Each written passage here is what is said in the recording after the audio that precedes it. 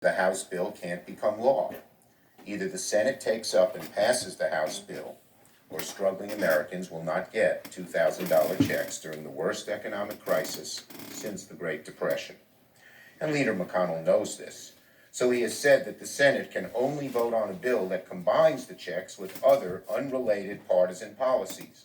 Repeal Section 230, an investigation into the president's dishonest and bogus claims of election fraud. The Republican leader claims that President Trump insists that all three issues must be addressed in one bill. But of course, the president has made no such demand.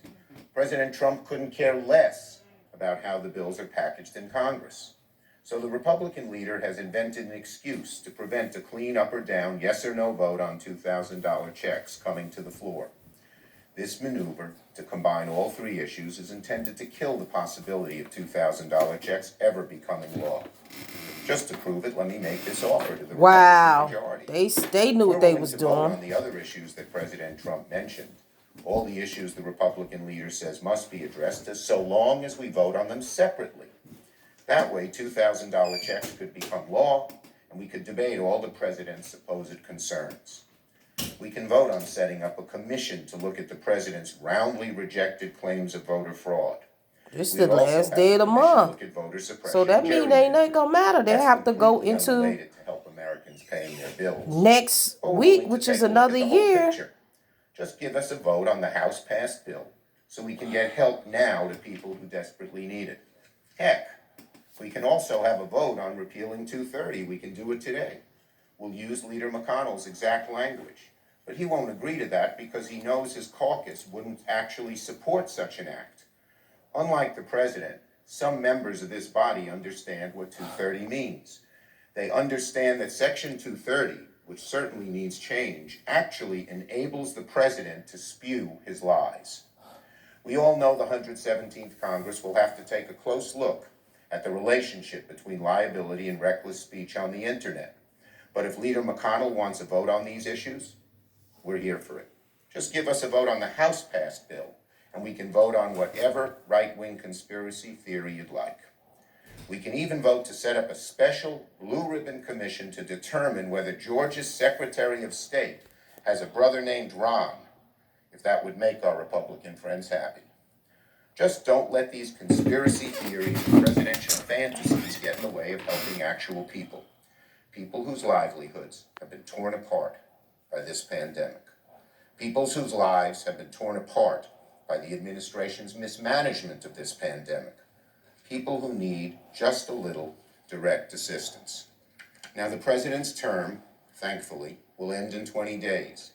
It's a term that's been marked by hate and division and turmoil.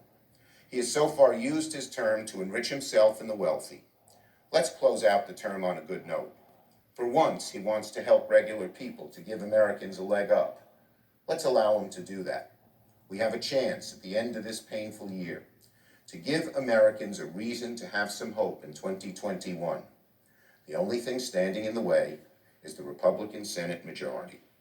In a moment, I will once again ask consent that the Senate set a time for a vote on the House bill to provide $2,000 checks to the American people. Remember, Democrats are willing to vote on all the other issues the Republicans say the president supposedly cares about. Just let us vote on a clean bill for the 2,000 checks. So, Mr. President, Madam President, I ask unanimous consent that the Senate proceed to the immediate consideration of Calendar 645, H.R. 9051, a bill to increase the recovery rebate amounts to $2,000 for individuals, that the bill be read a third time and the Senate vote on passage, and then if passed, this is 3 times today, 3 times this week. Let's see what he gonna vote on. Is there objection? Object. Wow, this guy objects again, the third day in a row. Yo, they is really trying to go into business is closed. Under the previous order, the Senate will resume consideration of the veto message on H.R. 6395. They got to go into next week. That means they're going to have to do away with it. H.R. 6395, an act to authorize appropriations for fiscal year 2021 for military activities of the Department of Defense and so forth and for other purposes. The Senator from Vermont. Thank you, Madam President. Let me briefly respond to some of the points that Majority Leader McConnell has made, his inaccurate statements. Now, I'm delighted that after talking on the floor of the Senate for years about socialism for the rich, apparently that has gotten across to my Republican friends. Of course, that's what we do every single day. That's why we have the incredible level of income and wealth inequality that exists in this country, because decade after decade, we have used this body to provide massive tax breaks to the rich, providing corporate welfare to corporations who don't need it. That is socialism for the rich. Majority Leader is right. But let's talk about, in fact, what is in this bill. According to the Tax Policy Center, less than 1% of the benefits of the direct payments, that's the $2,000 per working class adult that Senator Schumer and I are talking about, less than 1% would go to the top 5% of Americans. Virtually nothing goes to the very, very rich.